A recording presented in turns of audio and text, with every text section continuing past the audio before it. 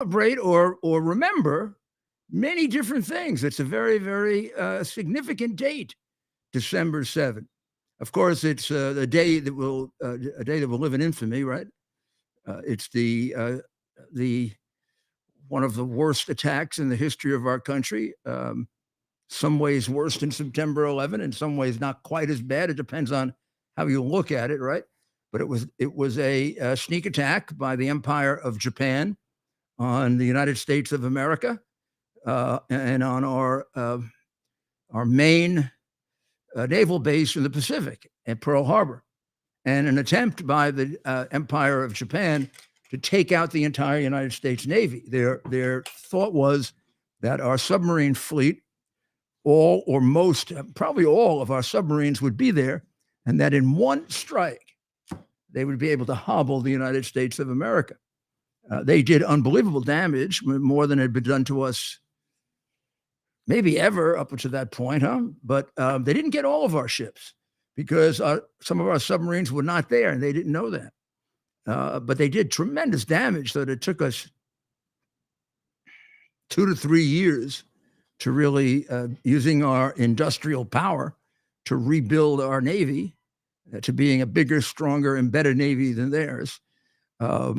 The combination of our usual period of neglect and not funding our military after the Second World War, our appeasement or sometimes agreement with the appeasement of Hitler when he was allied with Stalin, or our unwillingness to really recognize what was going on in Europe, we were behind and we had to catch up. So it was a terrible, terrible attack, tremendous loss of life. And I've been there. I hope you have. Every American should try to get to Pearl Harbor at some point. Of course, it's not hard to get you there if you get the opportunity, because you're on the beautiful island of Hawaii, or one of the islands of Hawaii. But it is really much more emotional than you realize. When you actually can see down in the bottom, you can see the remains of some of the ships. And of course, they have a great reproduction of it, a great film that explains it.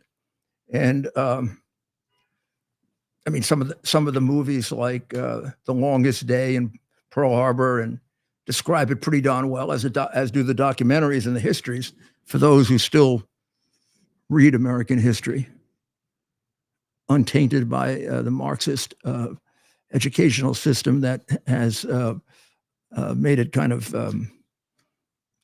sort of a brainwashing exercise.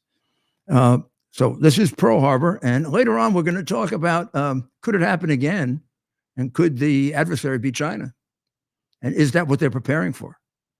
An argument was made today, or I think it was today, in the Wall Street Journal by one writer, not the only argument to that effect. There have been several made over the last 4 or 5 months, as China's Navy has become bigger than ours, which is intolerable, and a product of a president who is severely compromised, the most in our history, and a president who's completely corrupt and has no regard for the best interests of the United States, not even the slightest, for that matter. Today is also the Feast of Hanukkah. It is a Hanukkah that we should all celebrate. All of us should celebrate it. And if you haven't prepared yourself for celebrating it, then I'm going to show you how you do it. If you're not Jewish, because I'm half Jewish. Well, I'm not really half Jewish, but I'll tell you a story sometime when I feel like I can trust you, about how there is a place that there is an official record of my being half Jewish. But I do know a great deal about that beautiful religion. I have enormous respect for the Jewish religion.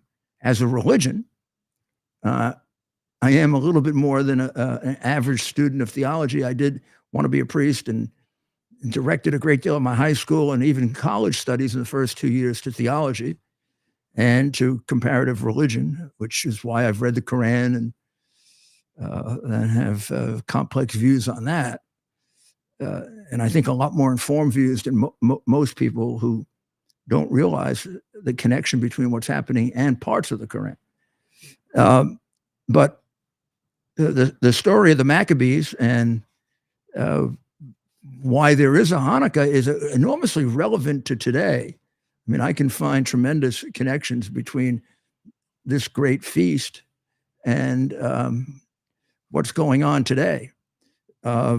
This was 2,100 years ago or so.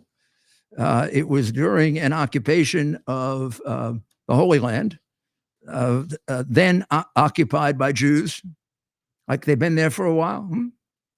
I don't think there were any such thing as Palestinians then. At most, there would have been a portion of the Holy Land toward the sea that were occupied by the Philistines, who may or may not be the ancestors of the Palestinians. Probably not. There are people that argue that because most Palestinians kind of were created in the last 50 to 100, 150 years. They really are Greek or Syrian ethnically. And Greeks or Syrians who wandered the desert, the vast desert between Egypt and, did I say Greek? I meant Egyptian. The great desert between Egypt and Syria, which the great desert between Egypt and Syria, which for the longest time was a not very productive desert, was of course the Sinai, but also what is now the country of Israel and the portions set aside for the Palestinian Authority. And it had various names: Judea, Samaria, and many others. But in 2100 before Christ, there was an occupation, as there have been many occupations of that area, by the Seleucids. Now, the Seleucids were Greek Syrians. Remember, the Greek Empire before there was a Roman Empire. And the emperor was an emperor named Antiochus. I don't remember if it was Antiochus 1 or 2. I think there was more than one Antiochus. So it would have to be 2 because this kind of threw him out. And he decided, as have many, that he was going to eliminate the Jewish people or convert them, kind of like Muhammad did. He was going to convert them to his, what we would now call pagan, naturalistic, ridiculously simplistic, childish, immature religion. Worship the sun and worship the sand and, I don't know, kill people with sacrifices, whatever the hell they did. Bordering on the uncivilized, if not uncivilized. So he wanted to do away with the mitzvah activities of the Jewish people, which is where they do good things for each other. He wanted to do away with their holy days.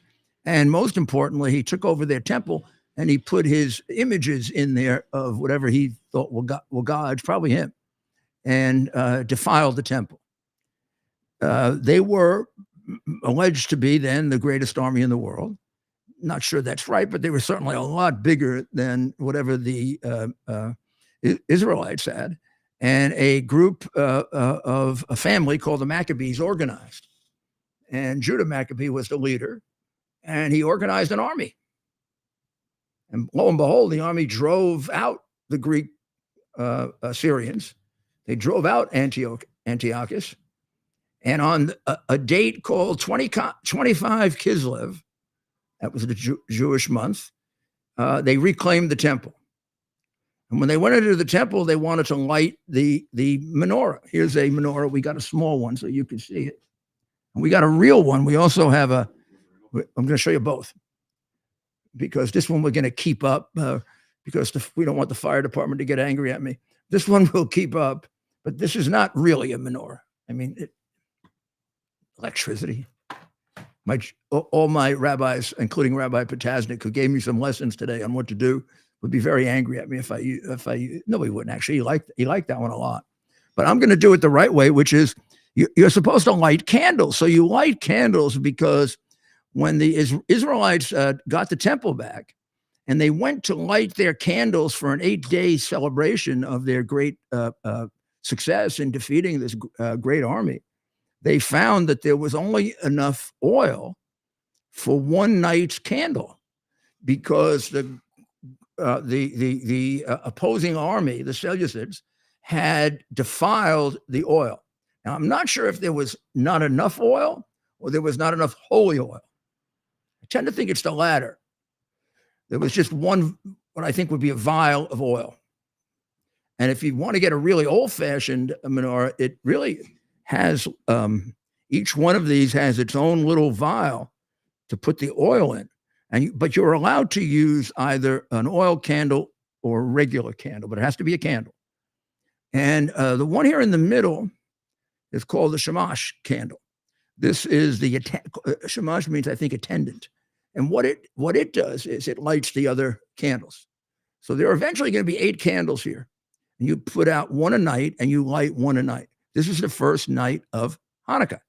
And what we are remembering is that in the temple on that 25 Kislev, that date, they took the one candle, they lit it with the teeny bit of oil they had left that was appropriate, that was properly blessed. Kind of a lot like holy water in the Catholic Church. I don't know if holy water is as prevalent in other Christian traditions, but it certainly is very important in the Catholic Church.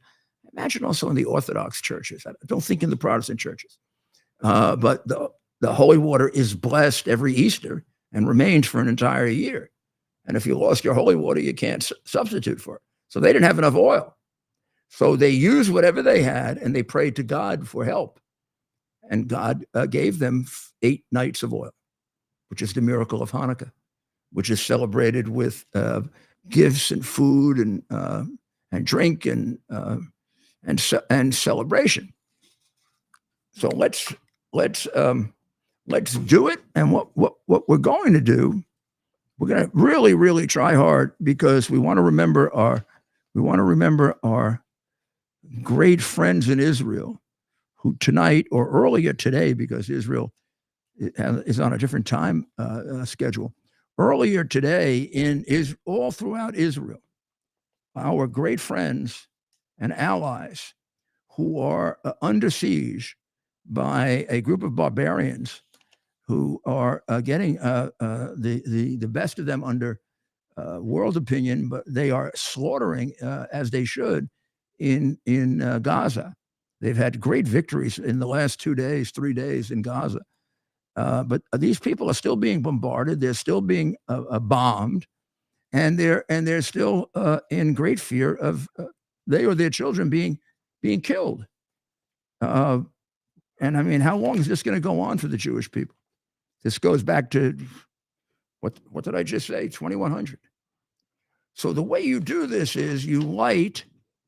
So everybody pay attention and stop fooling around with your phones. This is an important occasion. We're going to light the first menorah candle, which is the one on the far right. And it's the far right. Far left. For us or for you? I think it's the far right facing you. Yeah. So it would be there on my left. Okay. I think that's right. So we're going to light this.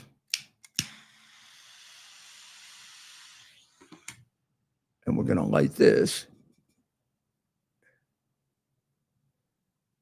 And then we're going to place the shamash candle in its holder right here. And we're going to read the blessing that you read, which is very, very ancient. Oh, I do need those back though. You can move them. Before the lighting, which I missed that, we thank God for giving us this special mitzvah and for the incredible Hanukkah miracles. And I'll read the beginning of that in Hebrew. Baruch atah Adonai hanomela Eloham asher ke deshanu b'mitzvah votav. It's blessed are you, Lord, our God, King of the universe, who has sanctified us with his commandments and commanded us to kindle the Hanukkah light. Blessed are you, Lord our God, King of the universe, who performed miracles for our forefathers in those days at that time. And then on the first night of Hanukkah, or the first night that you light a candle, you have the additional blessing, Baruch atah Adonai Eloheinu melech haolam. That's the beginning of it. The rest of it I could do, but I don't want to ruin it. But I'll read it in English. Blessed are you, Lord our God, King of the universe, who has granted us life, sustained us, and enabled us to reach this occasion. And the lights were lit, the temple was open, and one of the first, not the first arrogant dictator, barbarian, murderer who wanted to eliminate the Jewish people failed, to be followed by many, many others. One of these days, the Palestinians are going to figure out that the Jews have been around a lot longer than them. And even though they get taught that, even as little children in their school, and even though 75% of them just approved it in a poll, that's why I'm not limiting it to Hamas. This was attempted by the Seleucids, by the Greeks, by the Romans, by various other groups of tribes and potentates in the early days before Christ and right after Christ. It was attempted during the Middle Ages. It was attempted during the Dark Ages. It was certainly attempted by Hitler, to some extent Stalin. And now we've got insane Muslims who have the same desire. I mean, this is the aim of the entire Islamic Republic of Iran. That's one of the reasons for their existence. The reason for the existence of Israel is to have a homeland for the Jewish people. One of the reasons for the existence of the Islamic Republic of Iran is to eliminate the Jewish people. And a lot of these people who gather, these Arabs that gather under this banner, Arabs and, of course, now Iranians are not Arabs, they're Persians, who gather under their interpretation of the Muslim religion. I mean, many of them believe that they're going to succeed in eliminating the Jewish people, and they're not. They're not. I mean, this is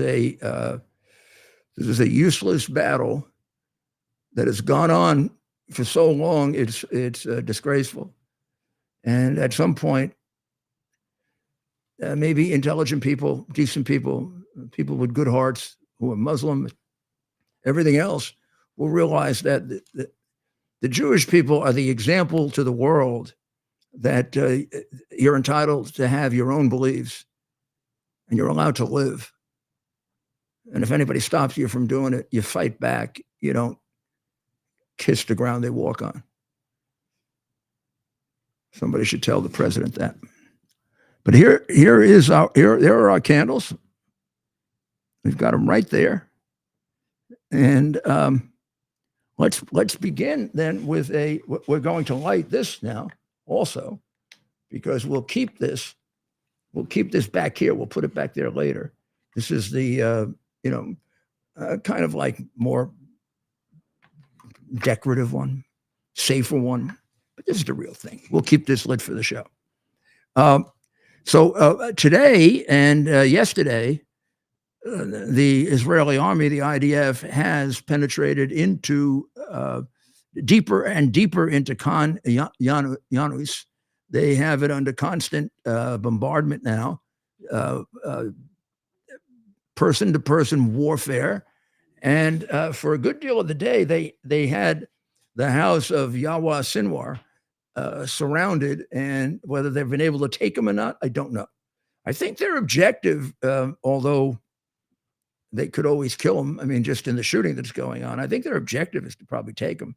Of course, they had him as a prisoner, and he was released with a group of 1,200 that were released. And since then, he's been a menace. And since then, a lot of those people have killed Israelis, which leads you to the observation. Anytime these hostage deals are being made, sure, you are saving the lives of the people that are the most obvious, the hostages, and that, of course, is very, very compelling and very, very emotional and very important.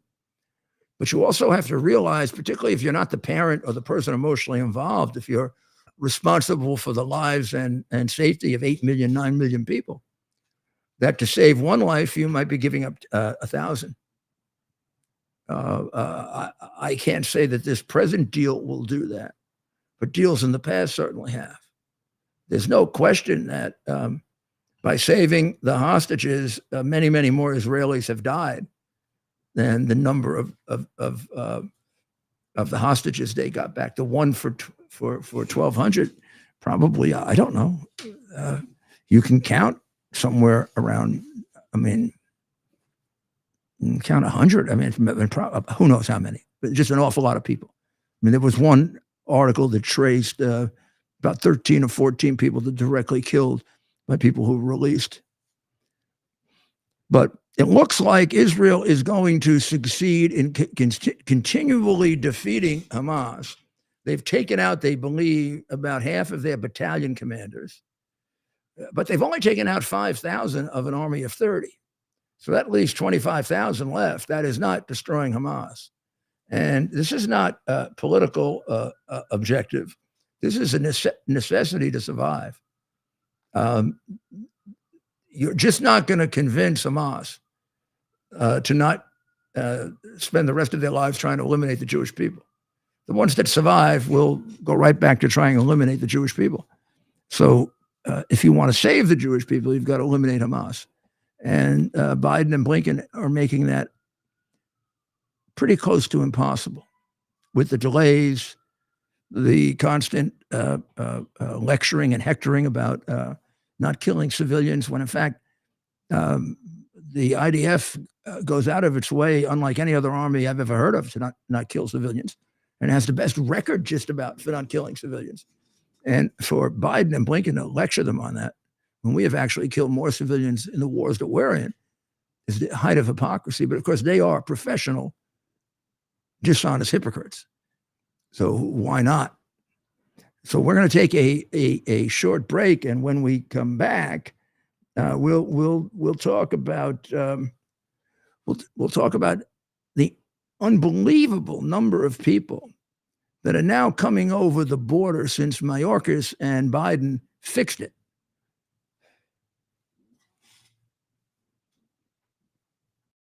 Towers Foundation delivers on its promise to do good and never forget the sacrifices America's greatest heroes have made for us. Heroes who risked their lives to keep our communities and our country safe. Heroes like United States Marine Corps Captain and pilot John Jeremy Sachs. Captain Sachs sustained fatal injuries when his military aircraft crashed during training, killing him and 5 other service members. He's remembered by loved ones as courageous, brilliant, and devoted to his career, family, and friends. John is survived by his wife, Amber, who gave birth to their second daughter 3 months after his death. Tunnel to Towers paid the mortgage on the family home for Amber and their 2 daughters. The foundation has helped over 1,000 military and first responder families navigate the worst of times by removing the burden of a mortgage payment. Our nation's heroes and their families need your help now more than ever. Donate $11 a month to Tunnel to Towers at T2T.org. T2T.org. That's T, the number 2T.org. T2T.org. Please donate now. Welcome back to America's Mayor Live. And maybe before we get to the border, the testimony yesterday of those 3 college presidents was extraordinarily depressing. It was depressing because whatever you think of them, what was it? It was Harvard, the University of Pennsylvania, and which was the third one? I don't remember. Another one of the Ivy League schools. Penn. Harvard. Oh, of course, Penn. Penn, MIT. MIT. Penn may be the worst, actually. I looked at the outline of all of the anti-Semitic activity that's taken place there. I don't think they do anything else but anti-Semitic activity at Penn. I mean, it's unbelievable. They actually had a light show a couple of Saturdays ago where they put images on buildings that were all intended to be anti-Jewish.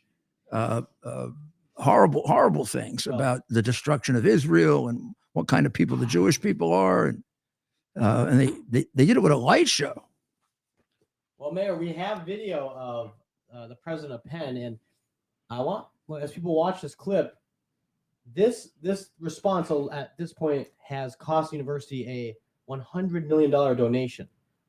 And several major lawsuits, by the way, and not just this. I mean, the people that have been beaten, the people that have been discriminated against, the people that have been frightened and terrorized. But let's play. This is President McGill, who should be definitely doing something else. Does calling for the genocide of Jews violate Penn's rules or code of conduct? Yes or no? If the speech turns into conduct, it can be harassment. Yes. I am asking specifically calling for the genocide of Jews. Does that constitute bullying or harassment? If it is directed and severe or pervasive, it is harassment. So the answer is yes. It is a context-dependent decision, Congresswoman. It's a context-dependent decision. That's your testimony today. Calling for the genocide of Jews is depending upon the context. That is not bullying or harassment. This is the easiest question to answer yes, Ms. McGill. So is your testimony that you will not answer yes? If it if the yes speech or becomes no? if the speech becomes conduct, it can be harassment. Yes. Conduct meaning committing the act of genocide? The speech is not harassment? This is unacceptable, Ms. McGill. I'm going to give you one more opportunity for the world to see your answer. Does calling for the genocide of Jews violate Penn's code of conduct when it comes to bullying and harassment? Yes or no? It can be harassment. The answer is yes. And Dr. Gay, at Harvard. Yeah, let's not go to Harvard. It goes from bad to worse. You know, people spend $70,000 and $80,000 to send their children to these places of brainwash. These are not universities. They haven't been in a while. I mean, I got to go back and check if they were when my daughter went there. I think I want my money back. I mean, these are places. I mean, that woman is absurd. She's the president of a university. To be harassment, genocide has to go from words to action, which means not harassment, it's murder. Jackass. Does she realize what she's saying, or do they just use words? Now, why is she using fire now? She have nothing to do with the education of children. Do you know what? Do you know what the motto of the University of Pennsylvania is? Legis sine moribus vane. Okay, I'll tell you what it means. Legis sine moribus vane. Laws without morals are in vain. Boy, there are no morals there. You got to go kill people before genocide is bad. Just advocating for the elimination of a group of people. Advocating for the elimination of a group of people is not harassment of those people.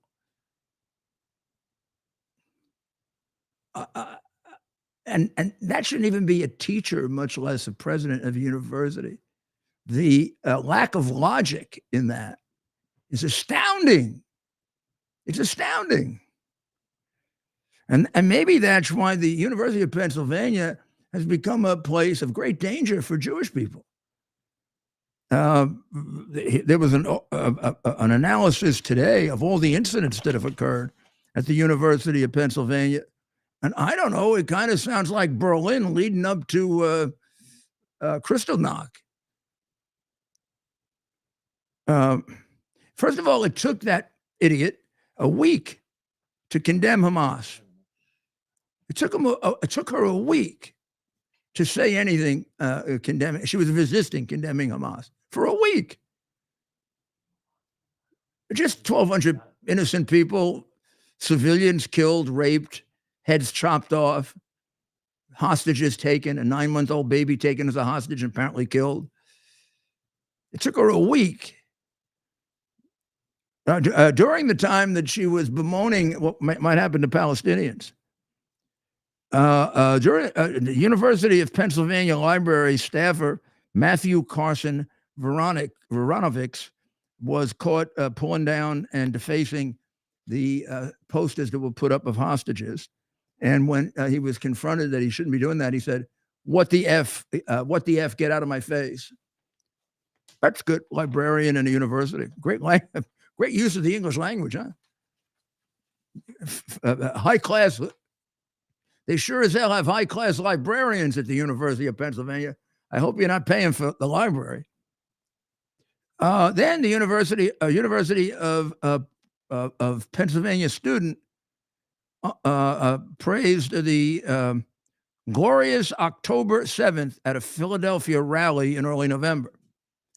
And another university student did a recording and sent around a recording of her admiration for the joyful and powerful images which came from the glorious October 7th. It wasn't enough to say it. They sent it around as a recording, trying to get it to all of the Jewish students. And it was shared on X by Bronx Representative Richie Torres, who said it seemed like the speaker was calling for violence as she urged the crowd to hold that feeling in your hearts. Bring it to the streets. This is exactly what Trump didn't do, where they're trying to say he incited. Trump's words were, go to the Capitol peacefully and patriotically, not hold that feeling in your hearts and bring it to the streets. The joyful and powerful images which came from the slaughter of October 7th. As Torres finishes, he says, it's not a patient at a psychiatric hospital. This is a student in an Ivy League college. By the time they're finished in an Ivy League college, is there a difference with these professors and teachers and presidents? Then McGill had to call the FBI because she said a small number of Penn staff members received vile, disturbing, and anti-Semitic emails. The dispute is what constitutes a small number. No one will give a number. And the feeling was that she underplayed it. But the emails did threaten violence against Jewish faculty and students, and particularly those working at Penn Hillel, which is a Jewish organization on campus. Then on November 9, the activists projected anti-Semitic slogans on buildings around the campus. That's what I was telling you before. They did a light show with, of course, the famous, from the river to the sea, Palestine will be free. And Penn funds Palestinian genocide. How? Who's doing genocide of the Palestinians? This is a war in self-defense. I mean, that never would have happened if Hamas hadn't gone in there and attempted genocide on innocent civilians, not military, farmers. They also projected swastikas, hateful graffitis, and then went to a number of rallies with chanting horrible things about the Jewish people and things suggesting that they should be eliminated. The Brandeis Center filed a complaint against the University of Pennsylvania with the U.S. Department of Education's office. Then on December 3rd, hundreds of anti-Israel demonstrators flooded the streets around the university with anti-Semitic slogans. They vandalized school buildings and other businesses. Very, very respectful group of people, animals, actually, little animals who are protesting in favor of bigger animals. So that's the university that this nitwit runs, who can't define genocide, only to be followed by or exceeded by the ones at Harvard and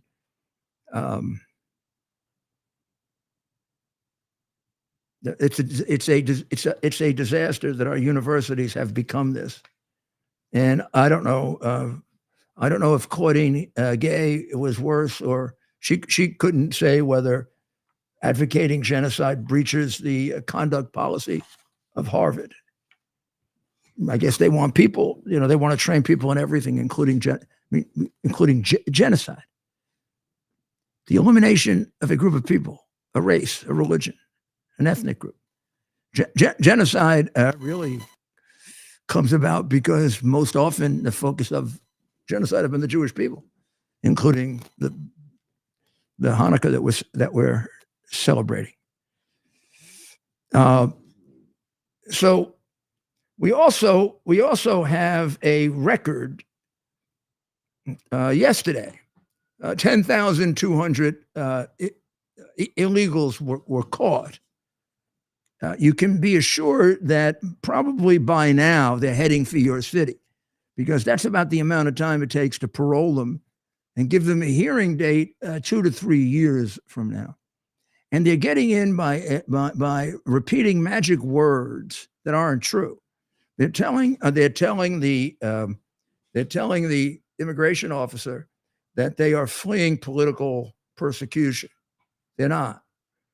They were told to say that because it's the magic buzzwords where the administration feels that their hands are tied and they have to take the people in. Of course, that is just an excuse for Biden to get as many illegals in here as possible. The new fiscal year began on October 1st. We're already over 500,000 illegals. You should know that in Trump's last year in office, he had less than 500,000 for the whole year. So in essentially a month and a half, or maybe 2 months, this poor excuse for a president has had more illegals than in an entire year of Trump being in office, or almost any other president. I mean, these numbers of illegals are staggering. He's already brought in more illegals than the population of about 1/3 of our states. And it's not on purpose. It's not on purpose. Yeah, how many Chinese have come in? The Chinese immigration numbers are up about 300%. And most of them are wearing suits. I wonder what they're doing wearing suits. And most of them are young men. You think they're spies? What do you think? If you don't, you're stupid. Of course they're spies.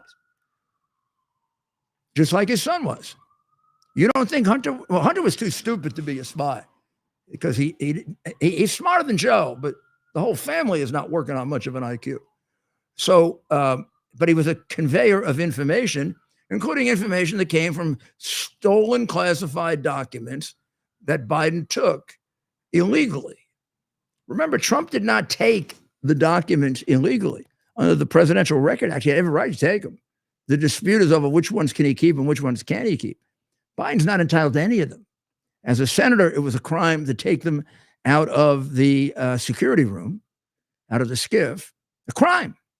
And as a vice president, he had no authority to take them from the White House. So every single one in his possession is the violation of a law or regulation. Not so with Trump. In the case of Trump, it's part of an extended dispute over whether the papers are presidential private or not, which is a dispute that happens with every president. None of them have been lost. None of them have been removed. None of them have been made available to anyone else. And none of them have been put in, as far as we can tell, the proximity of people who would misuse them. In the case of Biden, they all have been put in the proximity of people who would misuse them. Every single last one of them. Because they're in 4 places. One is Chinatown. What the hell are they doing in Chinatown? When this guy was pulling in, the family was pulling in $20 million from the Chinese communists. And according to Hunter, one of the people paying him was the chief spy of China. What was he paying him for? Just because he liked to look at Hunter smoke dope? Then two other places were two institutes that have fancy, one run by Stinkin' Blinken, and the other, who the hell knows, some other Biden flunky, that are basically funded by the Red Chinese. So they get in there anytime they want and pull out any damn document they want. And the fourth one is the most ridiculous of all. I don't have the picture with me. I'll get it for tomorrow, maybe.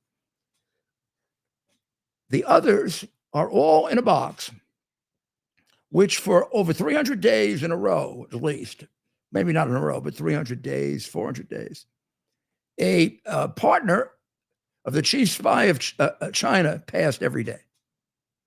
Imagine if I told you that at Mar-a-Lago, for the last 500 days they've been there, every day they're in a box, and a guy goes past them that's in business with the chief spy of China. I think they would hang Trump. They'd all go there and hang him. But that is what happens in Joe Biden's garage up until somebody took a picture of it. Now, I think they're arrogant enough. It might still be there. Hunter went past those documents every single day. And there are emails that Hunter sent to the Chinese that look like rewrites of those documents. They look to me like classified, the way in which government documents are written, not the way in which the habitual degenerate drug addict writes. But in any event, those documents that the two differences are, which should mean that Biden gets indicted, not Trump, are number one, they were illegally taken by Biden. They were legally taken by Trump. Number two, Biden had no reason to have them. Trump had a reason to have them to analyze them as presidential records under the Presidential Record Act, which has no criminal but civil penalties. And third, every single document that this guy stole was in a place that was available to the Red Chinese. Every document that Trump legally took and was processing appeared to not have been compromised in any way at all. Mar-a-Lago is a secure location. It's not secure to the extent of, like, say, the White House, although I don't know of marijuana being found at Mar-a-Lago where nobody knew who it came from. So maybe Mar-a-Lago is more secure than the White House, than the Biden White House. We don't have the records of the Biden White House. How the hell do we know how secure it is? Or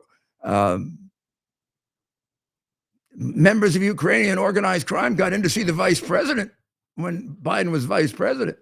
Oh, and that gets us to the biggest liar in the world. I don't know. This guy has told some very, very big lies. But the one yesterday has to be, what's that old Lollapalooza? It has to be unbelievable. First of all, it's absolutely outrageous and a sign of how corrupt we've become. This is the first time in 5 years anybody's asked him this question. This has been going on, thanks to me, for 5 years. I brought it out 5 years ago. So now let's listen to,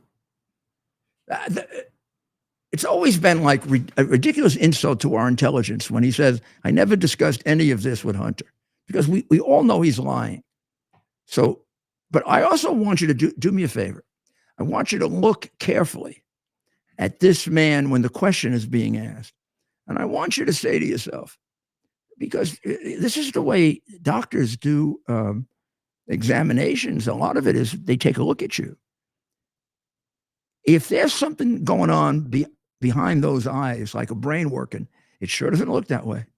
It looks like this looks like people that I would talk to when I would go visit my mother-in-law in a nursing home, who were in various stages of Alzheimer's or dementia. Just look at the face and then listen to. By the Associated Press that shows that almost 70% of Americans, including 40% of Democrats, believe that you acted either illegally or unethically in regards to your family's business interests. Can you explain to the Americans, amid this impeachment inquiry, why you interacted with so many of your son and brother's foreign business associates? I'm not going to comment on that. I did not. And It was just a bunch of lies. You didn't interact with many of their business lies. associates? I did not. They're lies. What's the Mr. President, do you think there You know, did you see that little step there? Looked like he was going to fall down for a second. I mean, that is pathetic. Two things about it are pathetic. First of all, this man should not be in charge of this country at a time in which there's at least some possibility there could be a world war. He shouldn't be in charge anytime. Number two, that is about as insulting a lie as was ever told by anyone to a group of people. You must think we are really, really stupid. Do you know how much evidence there is that he has discussed all of that with his family? First of all, in his own voice, he left a message with his son that happened to be in the hard drive and preserved on the telephone answering machine operated in conjunction with his cell phone or whatever. But there's a very clear message on the phone in which this article appears in the New York Times, laying out in great detail the corrupt activities with the Red Chinese and the fact that he does claim to be a partner of the spy chief of China, that he claims to be a partner with the richest man in China at the highest levels of the Communist Party, that he and they were seeking contracts together, et cetera, et cetera, et cetera. In other words, it lays out a good deal of his foreign activity in China. The foreign activity that Joe Biden has said over and over again, I never talked to him about it. I knew nothing about it. He calls up and says, I've read the article, which immediately contradicts the fact that he knew nothing about it because he just read it. And he says, things look okay. Basically, he says, I think we're going to get away with it. In his words. Then you have Bob Alinsky. Let's play it. I have the clip. Okay, well, shall we take a short break first, or should we play it first? Well, let's play it. You might as well. Here, please understand what he's describing is he read the evening New York Times. This is going to appear the next day in the New York Times. It's an article, a very long article, which it is actually before Hunter reached his agreements with Patrick Ho and with the CEFC, the major multi-billion-dollar Chinese communist company. But they were negotiating for it at the time. And then it lays out some other deals that he had in China that led up to it. So it's a pretty good analysis of what he was doing in China. Once you read it, you become knowledgeable of everything he did in China or everything he did up to that point. So that's what he's talking about. And he's basically saying they didn't lay a glove on you in terms of anything they can prosecute you for, because he knows that they don't have the key evidence yet, which is which we now have, the $5 million that came over within about 4 or 5 months of this. But go ahead. Hey, pals, Dad, it's 8:15 on Wednesday night. If you get a chance, give me a call. Nothing urgent. Just want to talk to you. I thought the article, at least the thing online, it's going to be printed tomorrow in the Times, was good. I think it's clear. And anyway, if you get a chance, give me a call. I love you.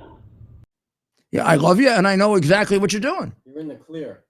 You're in the clear. Like, I mean, I Who think says that? I think Tony Salerno used to say that. Hey, you're in the clear. I mean, Who tells their son on a phone call? The point of that one is this massive liar has for years told the American people, I had no knowledge of my son's foreign dealings. Well, the minute you read that article, you have great knowledge of your son's foreign dealings. So don't give me that crap. Or what you just did there, half in some of the world. Now, there's also the testimony of Bob Alinsky, who the FBI never, believe it or not, they interviewed him once and they never called him back. Just like they never interviewed the woman who can give up who says, I can't vouch for, I can just tell you, I know this, who says that she can give you the numbers of the offshore bank accounts that'll fill in the rest of the money he got from the crooks in Ukraine. Maybe we should know that, since he's given so much money to the Ukraine. We should try to figure out how much money he got. And are these excessive amounts of money being given in the Ukraine which don't seem to be resulting in victory for them, are they compromised by the extraordinary millions of dollars that he and his son got from a crooked, organized criminal in Ukraine who was pro-Russian, by the way? It might account for the fact that Biden doesn't want anybody to win this war. He gives them enough money to basically hold on Ukraine, or enough armament, but he doesn't give them the armaments they say, Zelensky says, it would help them win the war. So we'll be right back after this short break while you try to figure that out, because I'm trying to figure it out. Our device is something that you can plug into your television, and now you can use your television as a social television type experience. So in the Portal universe, you can watch your favorite content creators' videos, live streams, music. We also have TV subscriptions as well. TV subscriptions. You can also regular channels, all the sports. Right, you can actually cut your cable from your cable subscription and get QUX TV on our QX TV boxes, and you can pay half the price that you're currently paying for your cable television subscription, and you can get all the best premium TV channels and more. I mean, it's really, there's so much on there, Rudy. I mean, you've seen it. No, I've seen it and I use it, and it's good. I mean, it's great. It's just exactly the same except for half the price. Plus, nobody is finding out what I'm watching, and that's not being reported to anybody. Right, so you have absolute privacy using this device, which you don't have on other devices out there currently on the market. This is absolutely great. QUX.TV is how you can find out about it. QUX.TV. Use promo code RUDY to receive $30 off. Yeah, my son just got $1 billion. He didn't tell him. This is Rudy Giuliani back with you, with America's Mayor Live. And it is now balance of nature time. Like Jingle Bells. This gives you all of the fruits, all of the vegetables that you really need. I was reading these articles in Epic Times about all the different supplements and the good ones, the bad ones, the in-between ones.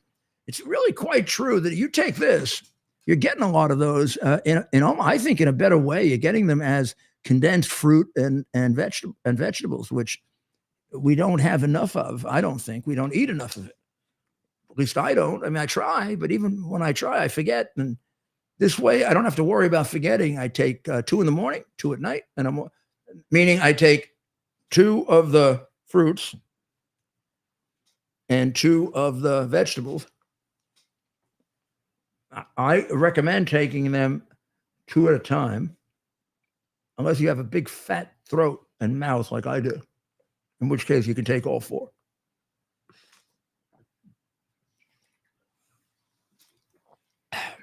The Biden people were hoping I'd get choked on it. Then they wouldn't have to spend time paying for my jail time. They want to put me in jail. I don't know. I don't want to get too. I mean, I've had a pretty good career, and I think I kind of proven that I'm not a criminal. Jeez. So President Trump was. If anybody's proven they're not a criminal, I think I put more criminals in jail than just. Well, never mind. I'm not going to complain for myself. Well, of course, President Trump, Mayor, today had to spend some of his valuable time, unfortunately, in a courtroom himself. Oh, with Judge Engelmoren? And he had, yes, that's right. Which again, with that, Laura Loomer's done sitting on his lap or sitting in a chair today. Let's hear. That's the one who's violated every rule, every law, as a judicial employee, and I'm being disbarred, and she's not. I mean, she's an employee of the judiciary. She's not allowed to donate more than $500. We have her donating already this year well over 1,000, and a year ago 3,000. That's a lot more than 500. She's not supposed to take part in partisan political activities. She's carried petitions for endless numbers of candidates. And finally, she did the one thing that makes it clear she engaged in partisan political. She ran for office as a Democrat. And it's okay. Oh, that's fine. That's not unethical. That's not illegal. It just violates the law. And then she sits on the bench with him. I've never seen a judge with a law clerk sitting on the bench with him. And I've been told that occasionally she sits on his lap, but I haven't seen it. I don't think she does. I look at his size and her size. I don't think it'd work. Well, in any event, she whispers to him constantly. Now, if they're about the case, what the hell does he need? I was a law clerk to a judge. I don't think I ever whispered to him. Every once in a while, he'd send me a note to look up a case. I'd summarize the case or I'd give him the case, but I don't remember whispering sweet little nothings in his ear. I think if I did, I would never have had the career I had. But I mean, law clerks do not sit next to you on the bench unless they are representatives of the party, making sure you do your duty and you get this guy. And by the way, the idea that he's elected, nonsense. He's elected the way people are elected in China or were elected in the Soviet Union, without opposition. He's run for judge 3 times. He's never had an opponent, which means he's doing real well with the party boss, because that's who appointed him. He's not elected by the people. He's selected by the Democratic Party boss, who's been in charge of the Bronx, Manhattan, for about 12 years. Yeah, real Democratic, right? Yeah, Democratic. They're not Democratic with a large D, with a small d. They're Democratic like you would expect in the party of slavery. What did Trump say today? And this attorney general who's crazed, she's a lunatic.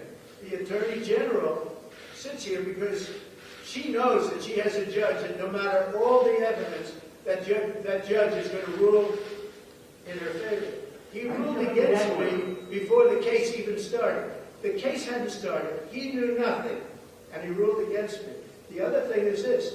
He valued Mar-a-Lago in Palm Beach, Florida, because that was good for her case, at a value of $18 million, when in fact it's worth anywhere from 50 to 100 times that amount. Nobody's ever seen anything like it, but just remember what I said at the beginning. We wanted the appellate division, and this judge refuses to honor that victory or that decision or that. Well, this really ties into something that Christie said last night, which is outrageous. This case is a joke. No, it's not. It's an abomination of the judicial system, and a clear indication of something that everybody knows, that our judicial system in the city of New York is completely corrupt. These judges are not elected. They're selected by Democratic Party hacks, otherwise known as county leaders. They do not have opponents. And they do what the party tells them to do. Otherwise, they're not going to get appointed and they're not going to remain. That's just a fact. And Christie last night is saying that you shouldn't support Trump if he gets convicted. But what the hell is wrong with Christie? Get convicted by a crooked court? Are any of these cases in any place that isn't a Democrat sinecure, a Democrat crooked city, New York, Atlanta, Washington, D.C.? Geez, they stink of corruption. There's nothing honest about them. There's nothing honest about Fulton County, Georgia. Not a single thing, including Fannie. And if he gets convicted, that's what happened. He's being framed. He'll also get convicted. Every one of these things he's accused of, nobody else ever been accused of. This is a fraud without a loss. Never heard of that. Never heard of a case of fraud where nobody lost anything. In fact, they made money. If somebody brought this to me as a case when I was U.S. attorney, I'd throw him right out of my office and say, I got crimes to deal with. We got a city, by the way, that's falling apart from crime, and they're wasting their time on this. Tell me that's not political. And Christie says if he gets convicted, you shouldn't vote for him. If he gets convicted, he's a victim of a crooked system. And you should never be president, jackass, because you're going to continue that political system. No, actually, you said you wouldn't, which means you're a total hypocrite. What happened to you, Christie? What the hell happened to you? You're so bitter. You've lost rationality. You used to be a moderately good lawyer. Oh, by the way, did you ever try a case, Chris, as a prosecutor? I'm wondering. I've got to go look and see, because I don't have a great deal of respect for U.S. attorneys that don't try cases. Let's see if you did. Well, in any event, we'll be back tomorrow. We'll be back at 3 on WABCRadio.com. We'll be back here at 8 o'clock tomorrow night, and we got plenty more to go. I only covered half of what I wanted to. And I'm just going to continue. I'm going to go into soccer time, okay? Let's not get off.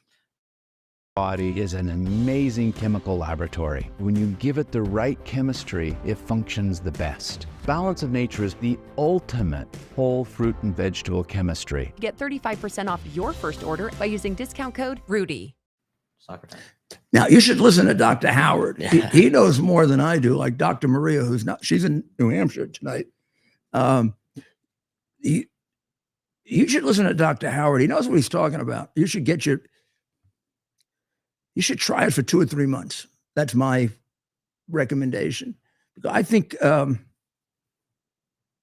would you say, Rob? About a week? You feel it? What is it? What? It depends. For people who are deficient, who are inherently deficient, You might feel it right away. they will feel it quickly within a couple of days. Yeah. Right.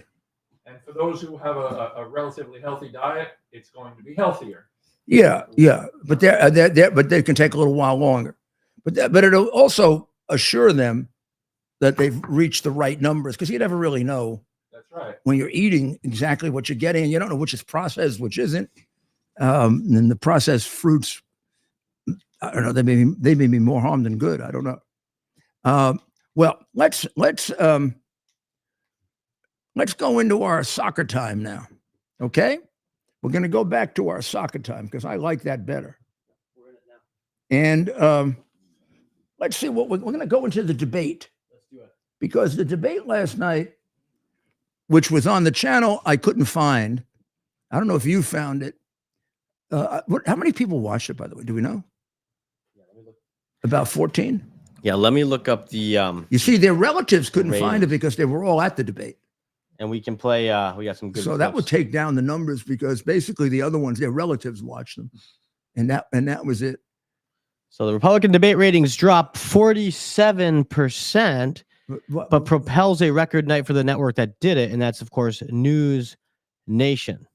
How many people is there? The audience is a drop from 47% from the last one in Miami. In Miami, 7.5 million viewers tuned in to watch Which one was 5 debates, and that was on Fox. How many watched Fox this News? 4 million. 4 million. In That would be a lot for them, because they basically do about 200,000-300,000. in August, the inaugural debate of the cycle drew 12.8 million. That was, of course, back in August on Fox. So they've gone from 12 to 7 to 4. They've gone from 12 to 7 to 4. If they keep going, they may go to 0. And then also September. Let's start with August, September. So there's been one about every month. August, 12.8 million. September, that was the one in Simi Valley out in California, 9.5 million. That was CNN? That was Fox Business. And then the third one, that was in Miami, Is that Fox 7.5. also? That was Fox, I believe. Yeah. I don't know. You don't know? No. I'll Now look. they're going to hear it. And then last night, 4 million. But let me find out in Miami. Why are they? That might have been NBC.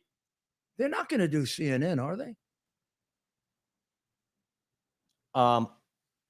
They're doing CNN. Yes, Mayor. Yes, Mayor. Why would the Republican National Committee do a favor for CNN? Mhm. When And they that's- kick the living daylights out of our party, not just Trump, out of our entire party. They lie like criminals. My goodness. They're all in bed with each other. Who is that? Rona? I mean, Now, Ramaswamy was right about her. She should have just get out. Now, there's been some pushback, but here's the deal. She also has, she has an incredible losing record. And there's Except some for Trump, she doesn't win. they're Ramaswamy pointed out. they're saying that maybe this is CNN's ones will be unsanctioned. However, the GOP can step in and bar the candidates from going, right? I don't know if you can bar. Not bar, but you can make it clear that this isn't sanctioned by the party, right? I hope not. There's a difference between inviting CNN to do one and Not. You mean the candidates are Yeah. going to do this on their own? Yeah. Well, no, Of course, that's they're desperate. there's questions on. Yeah. So there's questions on whether that's a good reason not to vote for them as Republicans. that's my thought. These candidates are going to help I mean, this is like The helping- opposition network. I don't want to make it Hamas, but I mean, it's like helping Hamas in the sense that CNN would like to destroy our political party. Yes. Yeah. Their goal is, first of all, to destroy Donald Trump. They're doing the whole stuff about his being a dictator now, It's which crazy. is about as insane as Russian collusion. I mean, the guy was president for 4 years. If he was a dictator, we would have seen it. And we have a dictator. He can't be worse than what we got. Yeah. I wonder what everybody's so worried about, right? At least if he was a dictator, we wouldn't be. Look, he turns over to Biden a peaceful world. And now we got a world where's the next war going to be? And is there a chance of a world war? Yeah, maybe he's a more reasonable dictator, Trump. The one we have now is destroying the. Well, I mean, it's just ridiculous. It's just ridiculous. And to have these candidates, I mean, the only guy that would show up, it would seem to me, I think Christie wrote himself out of the Republican Party last night when he did the thing about, oh my God, if Trump is convicted, you can't vote for him. Like hell, you can't vote for him. His conviction is merely the completion of a completely illegal scheme on the part of the Democrats. Yeah, he pretends like it's a normal. He's going to be convicted. I mean, if he gets convicted, he's going to be convicted of something nobody else has ever been convicted of. I mean, the one in New York, a non-disclosure agreement. Nobody's ever been prosecuted for a non-disclosure agreement ever. That's never happened. Just like nobody ever gets sued or penalized for. I don't even think it's fraud if there's no loss. I think the definition of fraud requires a loss. But in any event, it's like a no harm, no foul. Who are they doing it for? The banks didn't lose money. No people lost money. They got a whole bunch of cases they can prosecute where people just walk in and steal things. And that really is hurting because these stores are moving out of New York and New York is shrinking, which has the mayor of New York at an approval rating that is the lowest approval rating in the history of their taking these polls, which started with me, by the way. The first one of these polls was taken, I think, in 1996 or maybe 95, my second or third year in office. And he got, this is, what is he, 29%, 28%? 28. Let me check that. Bloomberg had the lowest at 31 before that. Ooh. The 28 is low. But we don't know what Dinkins was at. Well, we don't know because they didn't do it during the time of Dinkins. What would you guess? I thought Dinkins, like Christie, was kind of like in mine. I mean, you don't have any idea what his disapproval numbers were in New Jersey when Christie left. They were like 32%, 33% approval. I mean, they wanted him out so bad because that was after he manipulated the bridge. Oh, no, he didn't. Well, that reminds me of a great line. Can we play a clip from last night, which you had requested, Vivek and the former governor of New Jersey?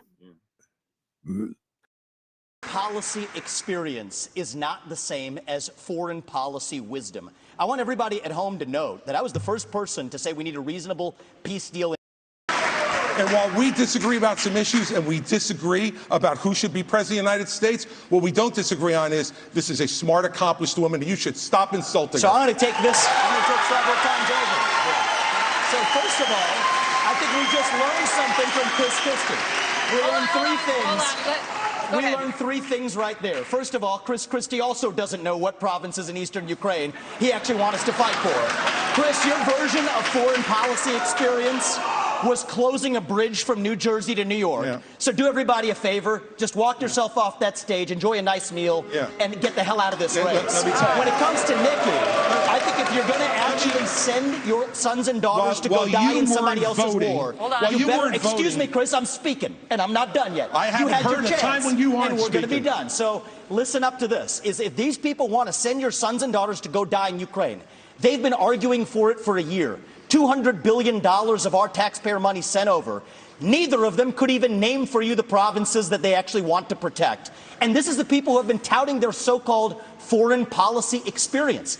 It is intellectual fraud. These people are lying to you, the same people who told you about weapons and mass destruction in Iraq. To justify that invasion, didn't know the first thing about it, yet they sent thousands of our sons and daughters to go die.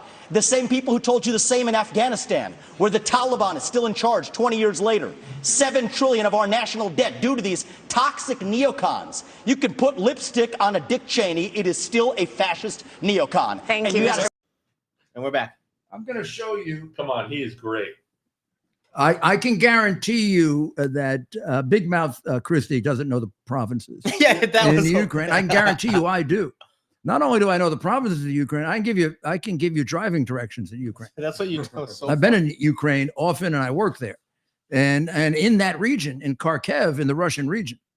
In fact, the emergency management center that they have there, I helped to design, and I am very, very proud to say that the people in Kharkiv, with whom I am particularly close, as I am with the people in Kyiv, fought off the Russians. So if you look at that map that I have there now, can you see the map I have there now? Yep. Straighten it maybe a little bit. Raise it. Let me see it. Raise it like that. Or this way? Yep. Perfect. Straighten it a little. Okay. Straighten it.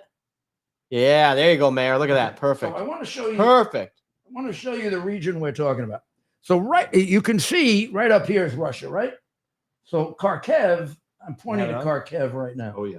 This is the second biggest city in Ukraine. It is 10 miles from the Russian border.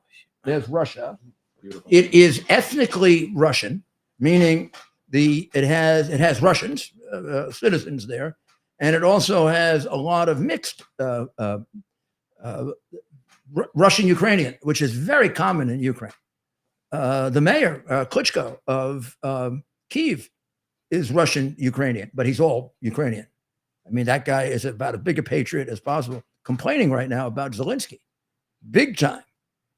And I haven't talked to my former client in a long time, but I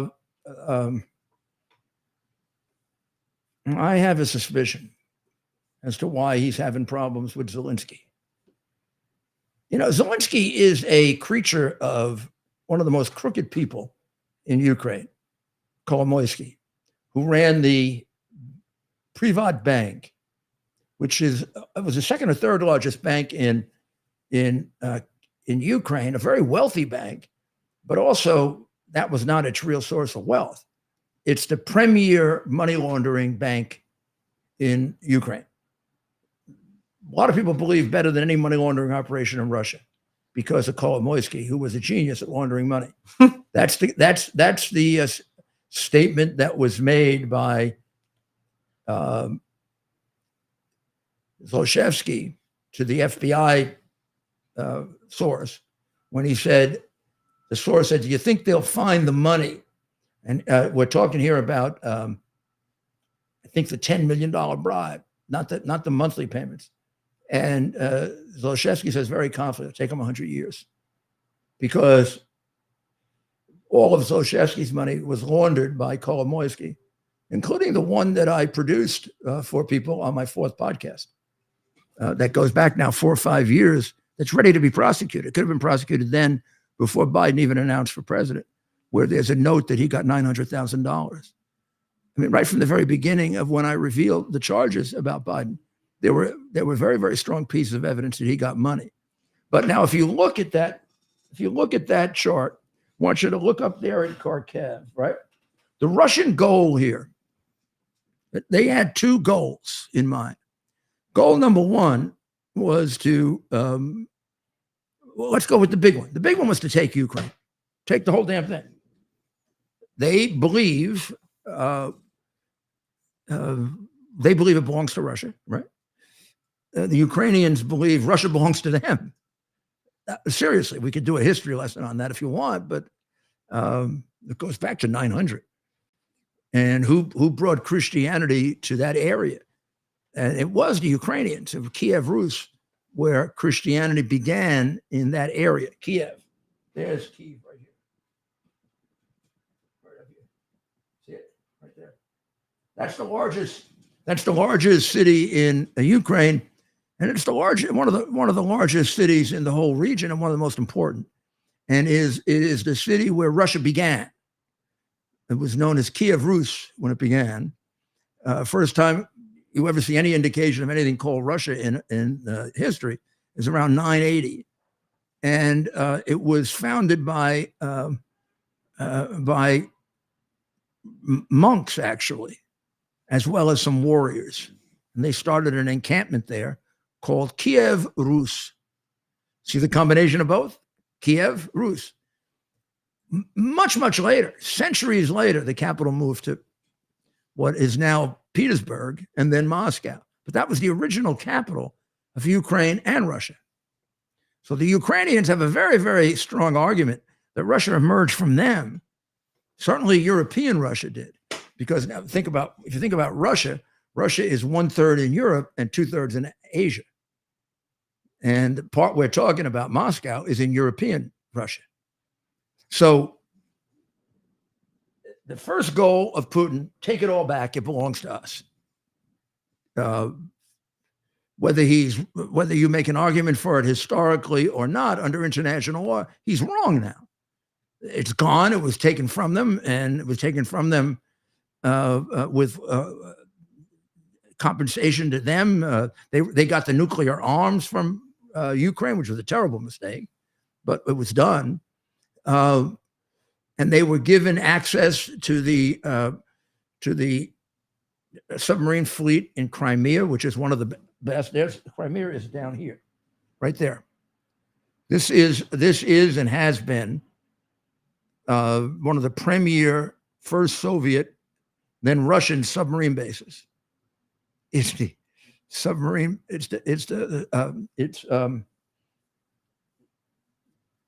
This has historically been part of Russia. It was given to Ukraine when Ukraine was a state or a province within the Soviet Union by Khrushchev. He took it from Russia and gave it to Ukraine because Khrushchev was a Ukrainian. He was born in Ukraine.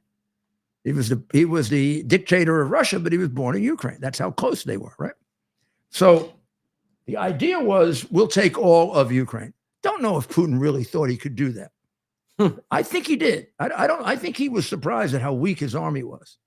His army, though, he did have a second goal, and it was his minimum but really important goal. And that is to create a land bridge between Russia and Crimea. In other words, so the Russians could go from Russia to Crimea and not have to go through Ukraine and therefore be disturbed, questioned, or whatever. So that land bridge was going to start all the way up in Kharkiv. And then it was going to come right down to Crimea like that. You see Kherson here? I'm sure you remember from the battles that took place, the tremendous battles that took place over Kherson, because this was critical.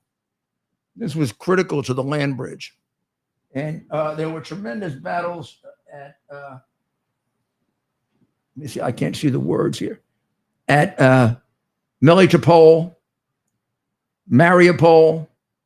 Most of the battles took place along this area here. This is the land bridge right here. So the Russians had Kharkiv. They lost it. And this is about where their line begins. And this is what they have now. That's the territory. So the provinces would be Donetsk Oblast. Oblast is just province. I think somebody in trying to fill out the provinces said Oblast. Sorry. That's like saying, name 3 states in the United States. State. No, sorry. Washington State. No, it's New York. I'm sorry. So you've got Donetsk, and then you have Kherson, which is right there. You have Donbass, and those are completely controlled by Russia. Crimea, you could say Crimea, which eventually she did say. She answered later when she got a chance to do what Biden usually did in school, which was cheat and look in the book. And she said Crimea. You could make an argument that Crimea is not a place where we would send troops because Crimea has pretty much been conceded to Russia. Well, years ago. Well, not years ago.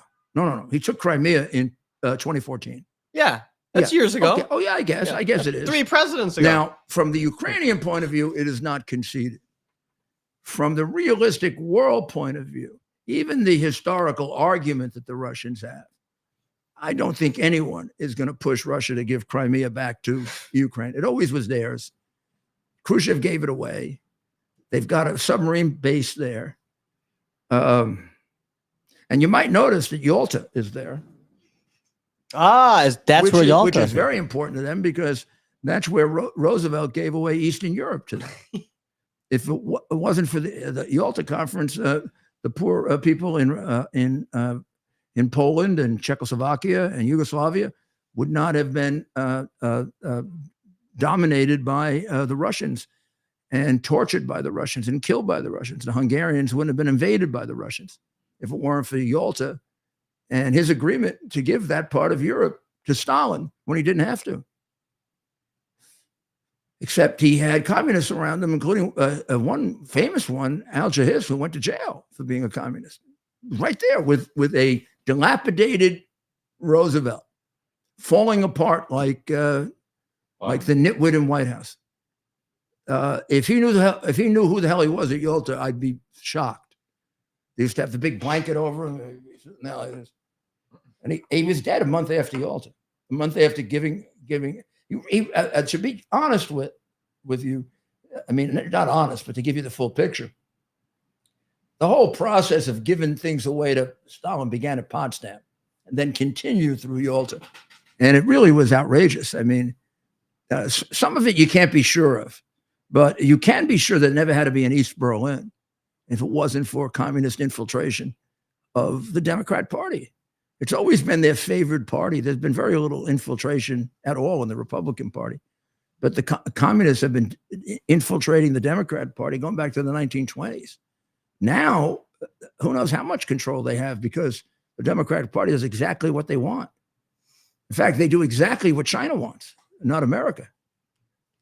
I mean, when the debate was taking place as to, well, should we have an America First party? The question for me was, in the Democrat Party, which is against America First, would America be second or third or fourth or fifth? Well, China's first. No question about it. America's not even on the list because we're a systemically racist country. That's the nicest thing our president has to say about us. And then all the rest of them hate us like crazy. I mean, amazing. You listen to the hatred they have for America. Crazy? Listen to these Ivy League people. They hate the country. You can see it in their face, what the hell Mayor. are they doing here? If they hate it so much, why don't they go to China? They love China. Why don't they go there? They're so smug. You see at the hearing? Most of them eat Chinese food. They could go to China. They're like, they couldn't believe, they were like, oh, I have to talk to you? I have to answer to the people? These, by the way, somebody could send this to Haley and to Chris. Let's see. He's probably not finished with dinner yet.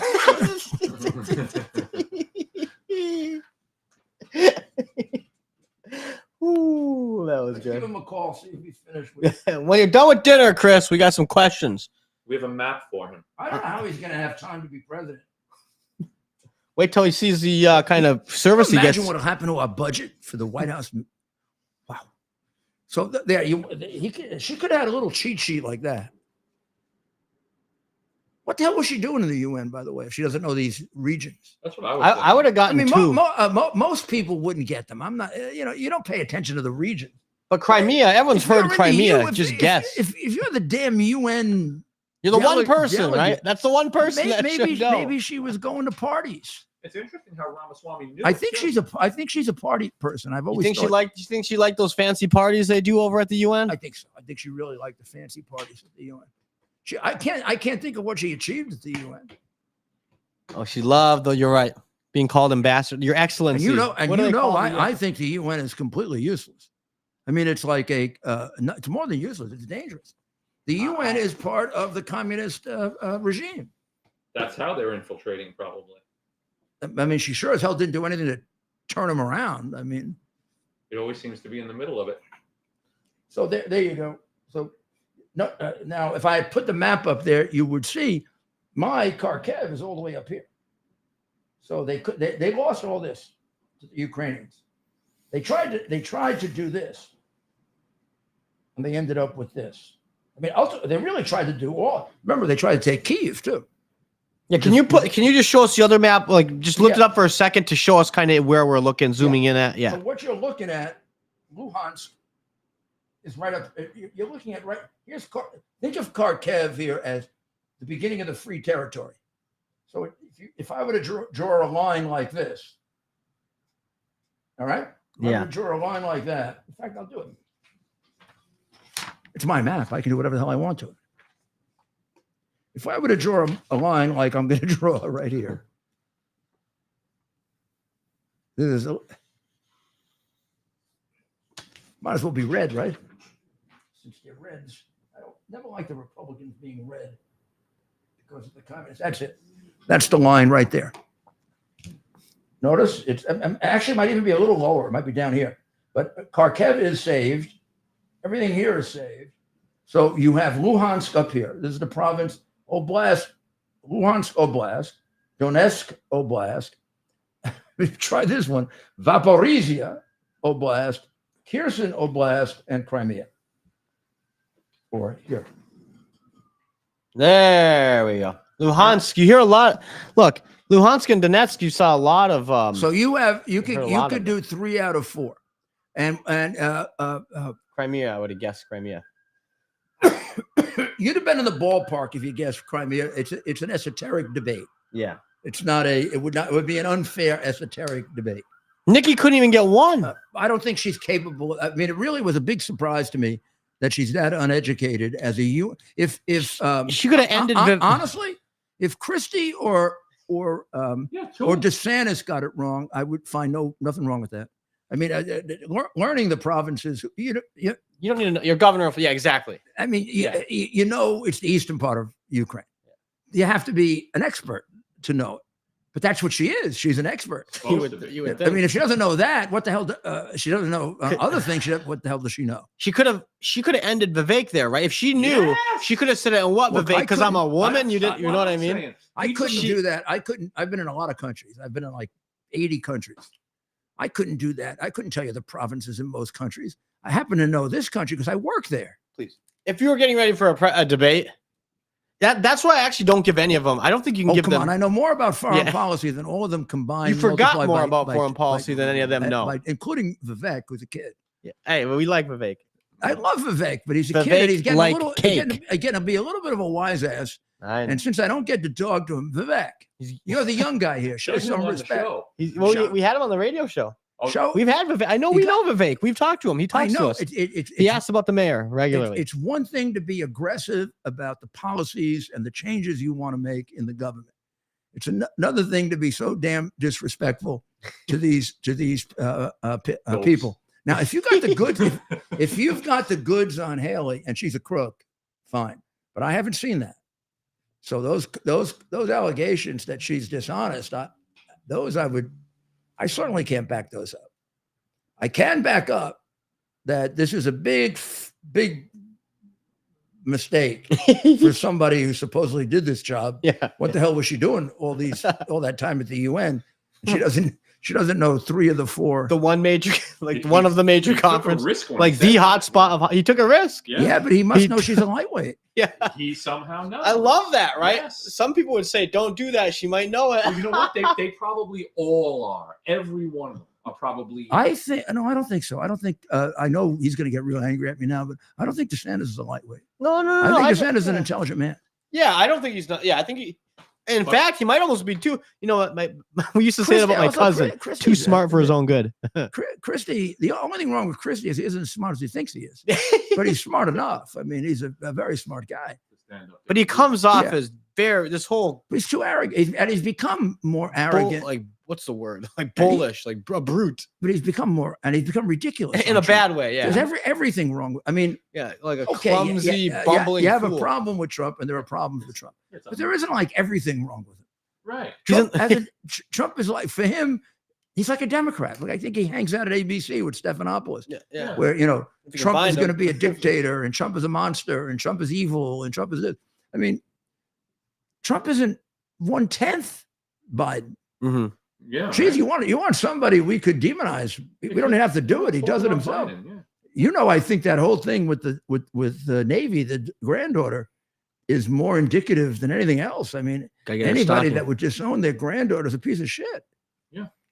That is pretty bad, especially Where I'm not sure I can say that, but I did. we're off the. It's our own And he's show. trying We're to- on our own show now. Where in my father's generation, if you did that, they'd beat the shit out of you. If anybody in my family did that, my father would have beaten the shit out of And him. it's not like this family's exactly poor. They have the resources. Poor. Yeah. The only reason they're poor is he blew So half they- of it on coke. They have the resource. They can't even use their stolen It is resources on a true. good for It a is good true. cause, They don't right? have all the money that he took in.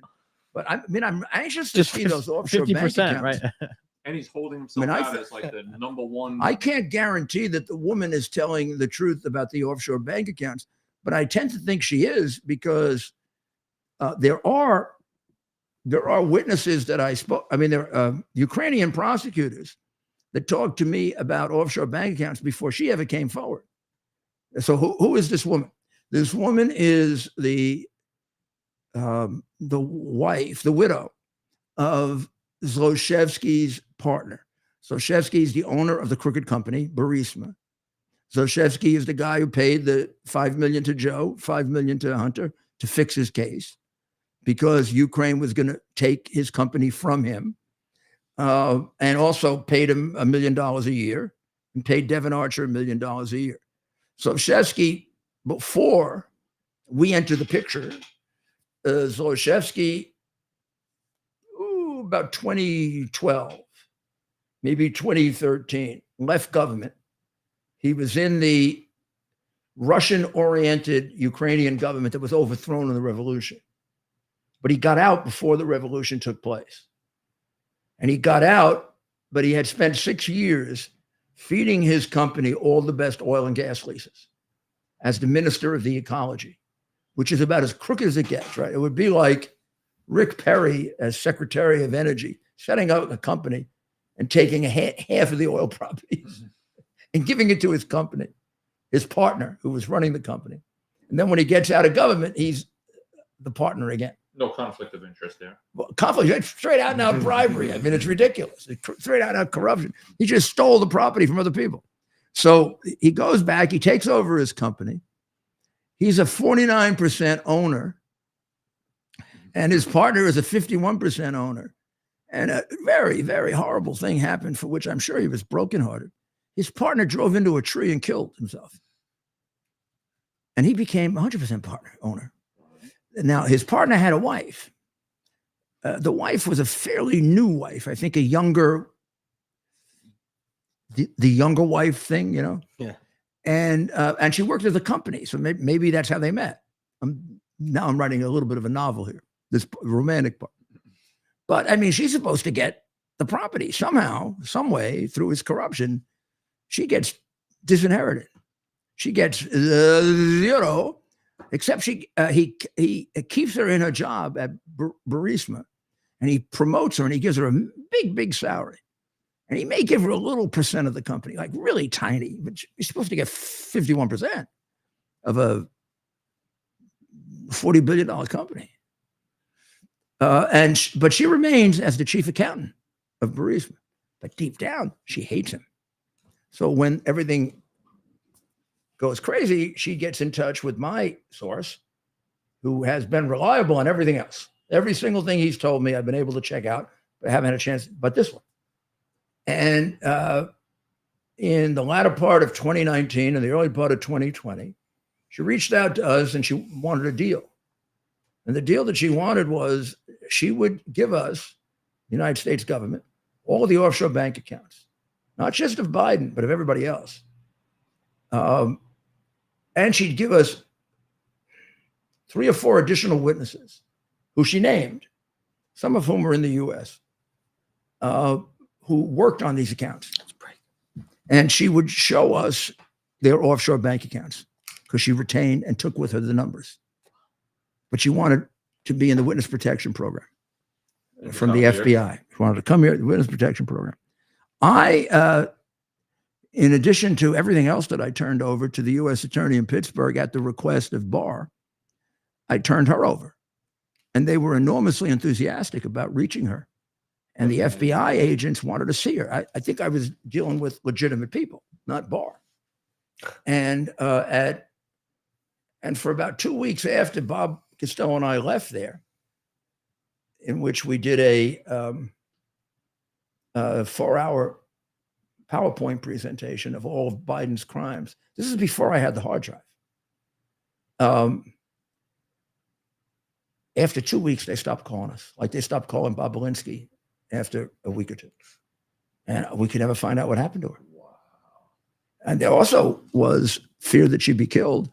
And they had already made one attempt on Shokin's life. And they poisoned him, which is their way of killing. I'm going to show you something, but I don't show many people. Wow. Talk about corruption. What does that say? U.S.-Ukraine corruption. This is what I gave to the U.S. Attorney in January of 2020. This is a PowerPoint.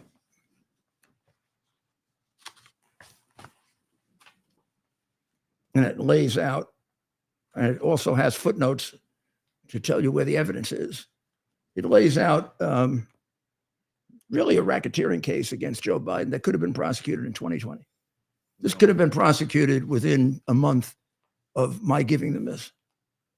I handed it over to them, explained it to them, said I was available to help them. And I never heard from them again. I was going to hear from them. They were enormously enthusiastic about it. They agreed with me that this is a very powerful case if you go through this. This is before we had the hard drive. And nothing happened. Barr took it, and he stuck it where he put the hard drive. And when Barr sits on something, it's hard to get it. He buried it. Now, here's what I didn't know at the time. I didn't know they had the hard drive. When I was doing this and laying out all the evidence, They had it already. They knew this was true. Take this and you take the hard drive and you put them in jail. I can get some kid to prosecute that case. And when Barr started sitting on this, I started telling the president, my client, something wrong with that guy. He sends me to Pittsburgh. I give the guy in Pittsburgh all this evidence. The guy is like going off the charts, enthusiastic about it. We got a woman who's a little bit in jeopardy here, and they don't do anything about it. Something is really corrupt here. They wanted to know how much. And then Barr turned, and then you found out that he was corrupt for sure when the hard drive came out in October, and he had the hard drive since December of 2019. And think about this: while President Trump is being impeached because of the conversation with Poroshenko, he's got the evidence that proves that the conversation was appropriate and necessary. He's the attorney general of that president, and he conceals it. What kind of creep does that? Or what kind of crooked guy does that? And what was his motive? Why did he do it? I think he wants to keep breathing. He turned. I mean, there was a time in which he was, he even turned on the election. I mean, a month before the election, he laid out all the reasons why it might be stolen. They all were true, by the way. And then he said, oh, there was no evidence. Because he never investigated. He even called U.S. attorneys and told them not to investigate. There's something happened. Yes, something happened, all right. Because any legitimate attorney general would have taken that hard drive and just gone right from that to indictment. Man, slam dunk. Right? Any good U.S. attorney would take that one and you get that guy indicted in a month and a half. And it wouldn't be one of these phony fanny cases. It'd be a real case. You're not making it up. It's unbelievable when you think about it. Yeah. The corruption is unbelievably systemic. I think it's everywhere. So I really believe the Republican National Committee should remove Christie from the Republican Party by Christie taking the position that people shouldn't support Trump if he gets convicted. because that means we have to accept the crooked, corrupt justice system we've been given. Right. Because he's not being every place he's being convicted is a Democratic prosecutor. Yeah. Every place he's being convicted, it's a corrupt city. There's nobody's going to argue with me that New York is corrupt. That the District of Columbia is, I don't know what the District of Columbia is. It's some kind of a democratic fascist state. And the court there is out of its mind. I mean, it puts those people in jail for more time than the prosecutors asked for. And it keeps them locked up for 20 months, 30 months. And it gives out sentences like there really was an insurrection. And nobody's proven an insurrection, but they're giving out sentences like there were. Well, damn it, prove it. You show me how people without a gun, without a single gun, were going to accomplish an insurrection in the United States of America. Show me the plan for the insurrection. There was no such plan. All I see now are cops holding doors open. I mean, like the Sharman guy. The cop acted like a doorman to the House of Representatives. We got to get that film again and play it all the time. That's the most extraordinary film. Or in the killing of Ashley Babbitt, the cops gave up their post and let them take Pelosi's office. There were two cops right in front. When the Antifa guy says, you know, why don't you move out of the way, whatever. These two giant cops, they were big guys. This guy's a little guy, big guys. They just move aside. The first time you see it, you say to yourself, maybe they were afraid. Then when you see the next 4 or 5 minutes of film, you see about 5 or 6 or 7 cops dressed up like Gestapo agents in the back, like ready for the Vietnam War with big guns out. And then you see about 7 or 8 cops on the murderer's side, the other cop. No reason for him to shoot her. He had 5, 6 cops that could have jumped her in 2 seconds, put handcuffs on her. She didn't have a gun. She didn't have a knife. She's 5'2". The 2 cops that I saw looked about 6'2". They could have gone over and taken her right down. They were right behind her when she went up. They could have just let's take it down rather than blow her brains out. And instead, they blew her brains out. Can you imagine if that happened and that was a black woman who served in the military, had no record, had no gun, had no weapon? We're not even sure that she entered illegally. We don't know if she came in through the window like Sullivan, who took the film, or she walked in the door that was wide open. I don't know. Maybe a cop opened the door for her too. Awful lot of people had the cops acting as doormen for them. There is a point at which the group walks out. They walk out of the Capitol, and the cops bring them back in. They direct them back in. And then they go take Pelosi's office. And it seems like along the way, there are several FBI types who have a hard time hiding. As FBI don't make the best undercover. They have a hard time hiding. Seems like you see two guys, a white guy and a black guy, and both of them do directions. Because when they first go for Pelosi's office, they go to the wrong door. And then they're backed out of there. And then you see this guy twice, who I've always been very suspicious of, who goes like this. Then you see a second guy that goes like this. Then the idiots walk out through they go through the revolving door and they go out. And the cops bring them back in the other side of the revolving door. And then they go to Pelosi's office. And then they try to knock the door down, although the door was given to them by the cops. Cops said, okay, yeah, go ahead.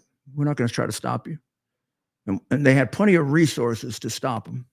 So this is a very fugazi, the whole thing. Strange, yeah. When Vivek said the other night that it was a setup, and all these people on CNN, and to them it's like telling a very strict religious person there is no God.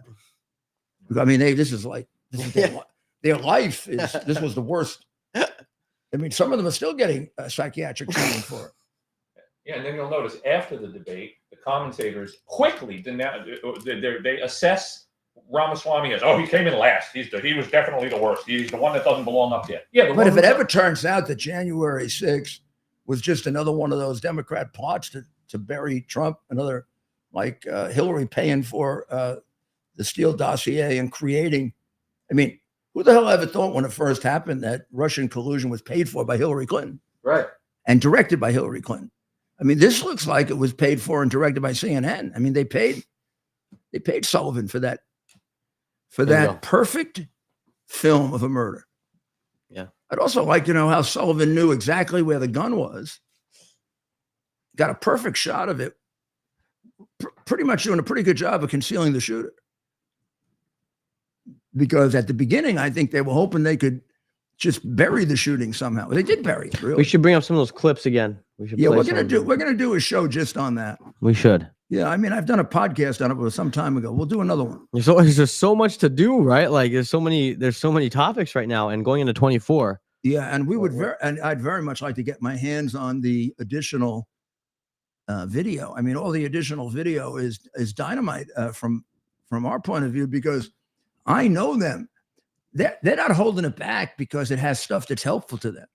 It's the same reason why the crooked governor and secretary of state and all the crooked people in Fulton County would never give me any of the ballots, any of the paper. Because I'm claiming that the paper is phony. They're claiming it's clean. Show it to me. I'll go away. Let me see it. No, you can't see the paper. What am I going to do to it? You can stand there and shoot me if I try to do anything to it. Yeah. Just let me look at it. Let me have my expert take a look and tell you, oh, no. This is not the paper that was ordered by the state for absentee votes. This is new paper that was brought in later. Oh, and by the way, this was not done with a pen. This marking on Biden here, these 500 votes in a row for Biden, they were done by a machine. And I think I knew where the machine was located. But, they did everything they could to obstruct it. And that one, I don't know, I'm gonna be in front of one of those judges on Monday who put people in jail for more time than the government asked for I don't know what, for doing an insurrection in the mind of the hysterical Trump deranged maniacs. What is it about the cognitive dissonance of our society where they refuse to see how corrupt? I mean, how smart do you have to be to see? Well, smart gets canceled out by zealousness. Something By emotional zealousness. Yeah. It gets people see only what they want to see. It's a psychological They phenomenon. repeat in their heads only what reiterates what they already believe. What are they afraid that their whole life is a big Yeah. lie? I imagine if you invested all this time in trying to convince people that January 6th was, worse than Pearl Harbor, worse than 9/11, worse than the Civil War. I heard people say that. Of course he did. I'm not making that up. I know, and I was shocked. I mean, I looked at what's her name's face who was interviewing Ramaswamy when he said it was a big hoax, and I thought she was going to cry. Yeah, yeah, right. These people do cry over January 6th. The whole world is being taken. Yeah. Cry for the prisoners that are sitting behind bars in an unjust manner. If I cry for anyone, it's for them. They have presided over, I'm sure there's one of the worst deprivations of civil rights in the history of our country. It certainly matches the internment of the Japanese in World War II. And I hope it gets the coverage. I hope it's someday down the road that history, we have a reckoning. And those judges have to be held accountable. Yes. They stopped being American judges, and they became judges that would have been very, very comfortable in a dictatorship. It's so dangerous what they're doing, and it's going to cause irreparable harm to the American justice system. And if Christie were to get elected, which of course is impossible, he would do nothing about it, because if Trump gets convicted, he can't be president, because as far as it's a valid conviction. He's already if Trump gets convicted, he's being convicted of bullshit. Yeah. Right. Yeah. It's worse than that. He's being convicted corruptly. The people convicting him should go to jail, not him. Yep. Yep. Fanny should go to jail, not him. I think she's in New York this week. collecting money from the Democratic Party. And She the was- precedents that it sets for No, the but nobody future. covers that. She's What getting is the- money yeah. from the National Democratic Party for a DA. Why is the Because Fulton she County did her duty. She did a phony indictment of Trump. the Fulton County District Attorney has no business in New York City Collecting unless money. they're going to see the lights for Christmas with their family, right? Like Well, what? no, she is. I mean, she did a fundraiser. That's absolutely what the fact She did that the a media. fundraiser. She's being paid by national Democrats for playing her role in interfering in Where the is he? 2024 election. Her role was to indict him, to indict me, and 17 other people, some of whom I don't even know, and then get a few pathetic people to cooperate with it. American people, please wake up. Please wake up out of Well, a dream. hopefully the evidence is so overwhelming and it's hitting them, one at a time. I mean, it's really, really hitting them. So tomorrow we're going to take you through something I spent a lot of time on, and I really want to show you because I worry about it. And that is how China has gotten ahead of us and how the prediction that they could do a sneak attack on us, not domestically, but do a sneak attack on our resources in the Pacific, which is what they seem to be planning with the hypersonic missile. And it's not crazy. It's not, we sure as hell should take it seriously, even if it is crazy, so that if God forbid, if it happens, we're ready for it. And we don't want to be caught. And what it's going to require is a massive expenditure on military. I mean, I have one chart here, and people don't realize how little he spends on the military compared to Trump.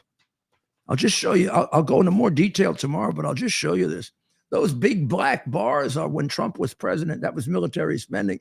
Those little tiny bars are now under Biden. Wow. We got a world at war, and he's spending less on the military than pretty much any time since World War II. And do we have a peaceful world? See the big ones here? Yep. That's 19. That's Trump. So 20 was COVID. That accounts for that. But this is 21 and 22. Wow. But this is Trump. 17, 16, 17, 18, 19. Wow. Incredible. Well, we should dive into that more. And look at this compared even to Obama, because he was carrying on wars, so he had to spend. But still, the spending is anemic. It's the smallest amount of our GDP, pretty much since World War II. In a world where there are two wars and rational people predicting a possible world war and a possible attack of China on Taiwan that we would have to get engaged in. Are we prepared for it? No. Okay, well, with that happy thought, happy Hanukkah. Is our